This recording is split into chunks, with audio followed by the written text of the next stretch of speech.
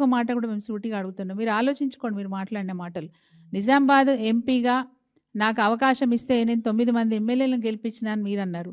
But 9 మంది ఎమ్మెల్యేలు మిమ్మల్ని నిజామాబాద్ ఎంపీగా గెలిపించినారనే విషయం ఎప్పుడు కూడా మర్చిపోవద్దు. ఏ పార్లమెంటు సభ్యుడైనా గెలవాలంటే అక్కడున్న శాసనసభ్యులు సహకరిస్తేనే, వాళ్ళు గెలిపిస్తేనే పార్లమెంట్ సభ్యుడిగా ఎన్నికవ్వడానికి అవకాశం ఉంటుందనే మాట మీరు మర్చిపోవద్దు. మీ వల్ల 9 మంది ఎమ్మెల్యేలు అన్నారు మీరు అంటున్నారు.